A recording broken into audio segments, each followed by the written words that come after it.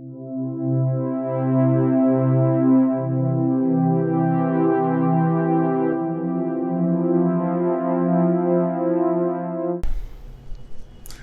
And very warm welcome to all of you. कैसे हैं आप सब? मैं आपका मेंटर और आप देख रहे हैं लर्न इंग्लिश विदाउट रूल्स के डेली रोज का session idioms and phrases. Her episode की तरह यहाँ पर मैं 5 इडियम्स एंड फ्रेजेस लेकर आया हूँ। लॉजिकल अप्रोच के माध्यम से इसके मीनिंग को डिकोड करने के लिए बताऊंगा, साथ ही एग्जाम्पल के तौर पर एक एक सेंटेंस में उसे समझाने की कोशिश करूंगा कि पर्टिकुलर इडियम्स एंड फ्रेजेस को हम सेंटेंस में किस तरीके से इस्तेमाल कर सकते हैं। हाल ही के दिनों में अभी जब से मैंने असेसमेंट टेस्ट लगाना शुरू किया है, मुझे लगता है, मैं उम्मीद करता हूं कि आप सब इसे एंजॉय कर रहे होंगे। आप ये हमेशा ध्यान रखिए कि अब लर्न इंग्लिश विदाउट रूल्स की तरफ से जब तक एग्जामिनेशन नहीं हो जाता है, आपको आपके सिलेबस के हर एक पोर्शन को टच करने की कोशिश की जाएगी। Error, cloze test, sentence arrangement, fillers, हम सब प्रकार के असेसमेंट टेस्ट को लगाएंगे। अभी फिलहाल आप तक इडियम्स एंड फ्रेजेस के 3, टाइम एंड टेंस के 2, जिसमें टाइम एंड टेंस का पहला पार्ट का सॉल्यूशन पिछले दिन मैंने पोस्ट कर दिया है और उसके अंत में इडियम्स एंड फ्रेजेस का तीसरा सेट यानी कि 15 क्वेश्चन उसमें लगाए हैं, उसका आंसर आज मैं नहीं करा रहा हूं क्योंकि थोड़ा समय मिलना चाहिए। और अगले दिन फिर मैं इडियम्स एंड फ्रेजेस के पार्ट 2 को जब लेकर के आऊंगा, तब उसके बाद हम इडियम्स एंड फ्रेजेस के तीसरे सेट का आंसर करेंगे। यहां पर मैं आपसे बस एक सलाह दूंगा कि आप अपना सहयोग बनाए रखिए, आप इसे सॉल्व करिए, आप इसे कोशिश कीजिए कि एक ईमानदारी से, जैसे स्टूडेंट्स प्रिपरेशन के लिए करते हैं उस तरीके से आप इसे करें। अगर आपको थोड़ी सी भी दुविधा होती है, कहीं पर परेशानी महसूस होती है, आप कमेंट में मुझे जरूर सूचित करिए। जरूरी नहीं है कि मैं कमेंट बॉक्स के सेशन में ही उसका जवाब दूंगा। अगर ऐसा कुछ रहा और अगर वो सेशन में लेकर के आता हूं तो उसमें कहीं ना कहीं मैं उसकी चर्चा जरूर कर दूंगा। ऐसा आपने पीछे भी देखा होगा। तो चलिए, यहां पर आज हम एक छोटा सा एपिसोड रखेंगे जिसमें 5 नए इडियम्स एंड फ्रेजेस को आपके सामने रखेंगे और फिर उसी तरीके से आज के सेशन के अंत में भी हम एक सेट लगाएंगे। और ये बात मैं अभी डिस्क्लोज नहीं करूंगा कि कौन सा सेट आज के अंत में लगा रहा हूं। आपको वीडियो के अंत में वो स्क्रीनशॉट आप लेकर के वहां से देख सकते हैं, या फिर डिस्क्रिप्शन में आपको उसका लिंक मिलेगा, वहां से आप डाउनलोड करेंगे, उसे सॉल्व करने की कोशिश करेंगे। ये जो मैं पढ़ाया हूं ये वहीं से होगा, आपको चिंता करने की जरूरत नहीं है। मैं जितने दायरों में हूं, जहां तक मैंने आपको अपनी ओर से बताया है, उसी में से सवाल पूछे जाएंगे। तो चलिए, उम्मीद करता हूं कि आप इसे एंजॉय कर रहे होंगे। यहां पर जल्दी से नोटबुक और पेन लेकर तैयार हो जाइए। अभी सेशन की शुरुआत करते हैं, देखते हैं कि आज के सेशन में कौन कौन से 5 नए इडियम्स एंड फ्रेजेस लाए गए। चलिए देखा जाए।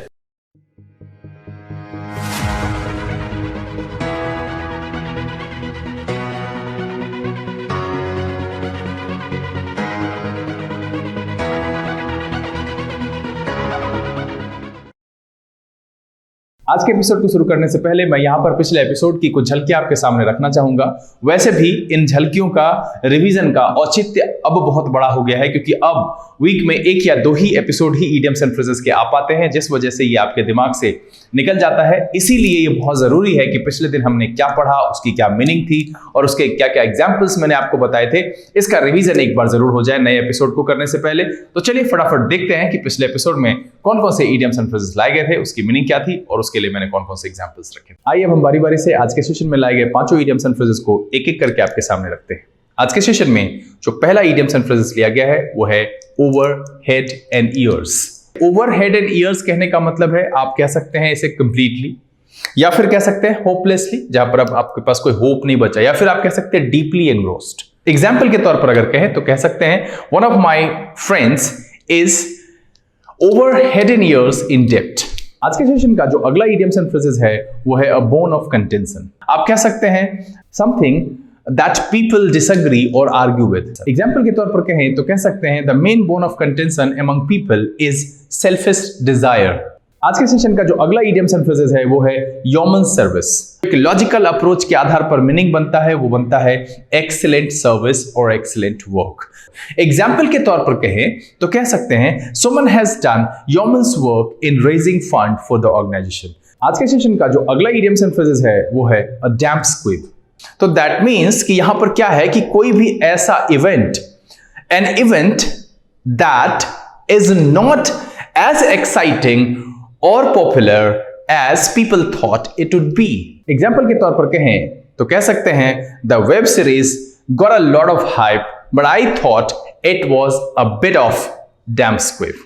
आज के सेशन का जो आखिरी इडियम्स एंड फ्रेजेस है वो है to call it a day. इसे जो आप इंग्लिश में कहें तो कह सकते हैं to stop what you are doing because you don't want to do any more और think you have done enough. Example के तौर पर कहें तो कह सकते हैं the boss was mad because she called it a day at noon and went home.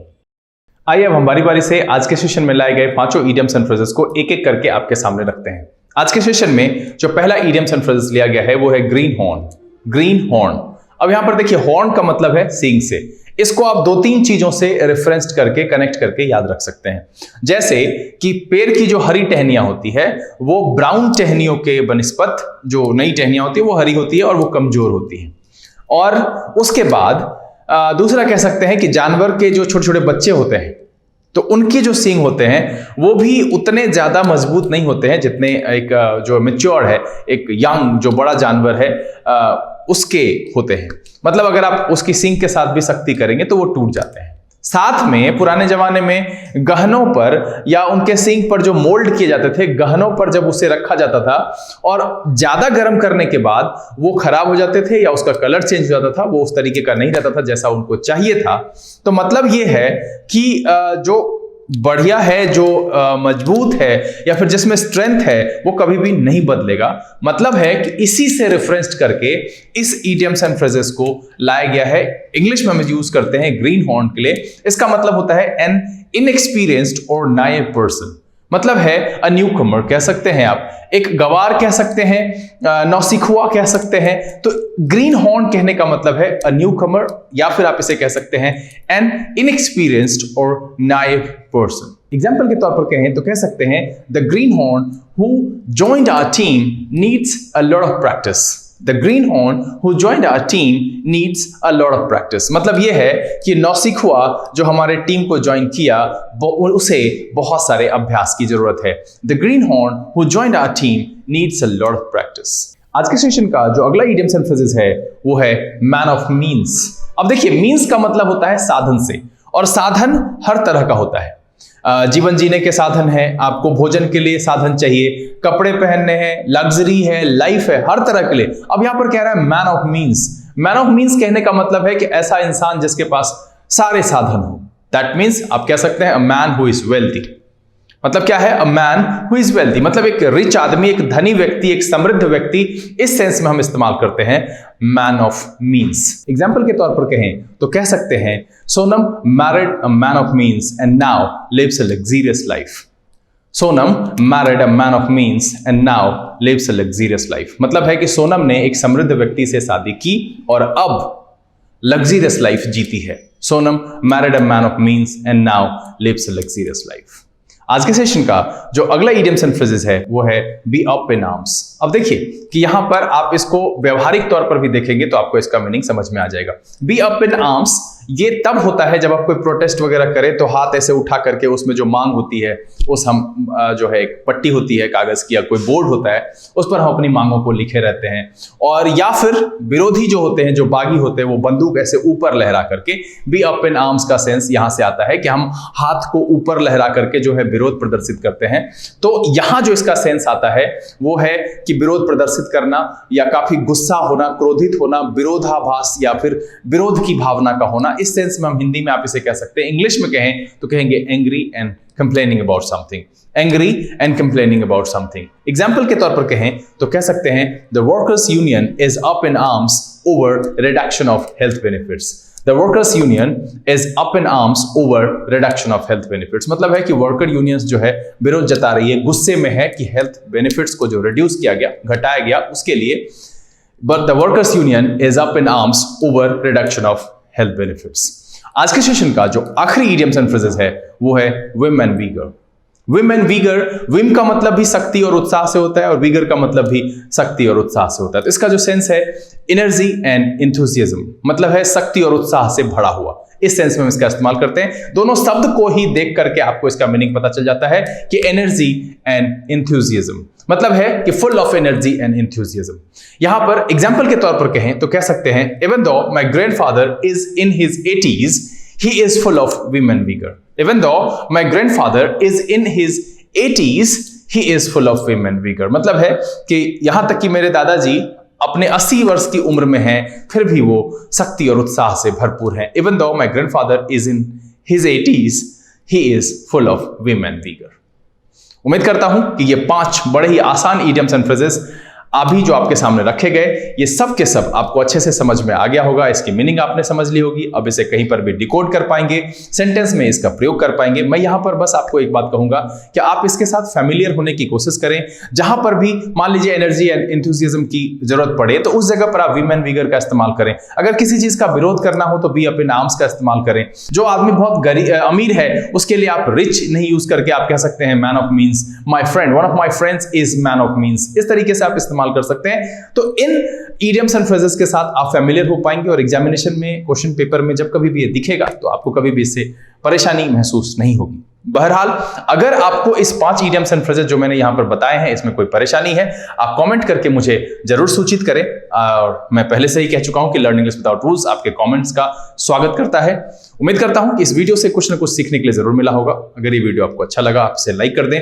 अगर आपने चैनल सब्सक्राइब नहीं किया है, प्लीज सब्सक्राइब कर लीजिए और बेल बटन प्रेस करना नहीं भूलिएगा, क्योंकि यही वो काम है जिससे आपको इस चैनल द्वारा अपलोड की गई वीडियो की नोटिफिकेशन मिलेगी। कोई भी वीडियो मिस नहीं होगा, क्योंकि आज इन दिनों वीडियो मिस करना आपके लिए खतरनाक हो सकता है, क्योंकि यहां पर प्रत्येक दिन मैं जो सेट लेकर के आता हूं वो कहीं ना कहीं आपके दिमाग में रह जाता है और यही एग्जामिनेशन के समय पर आपको लगेगा कि वाओ, ये प्रैक्टिस मेरे काम की थी और मुझे फायदा हो गया। तो मैं यहां पर यही कहूंगा कि सेशन के साथ बने रहिए, वीडियो को शुरू से अंत तक देखिए। लास्ट में जो क्वेश्चंस लगाए जाते हैं उसे आप जरूर डाउनलोड करिए, उसे सॉल्व करने की कोशिश कीजिए।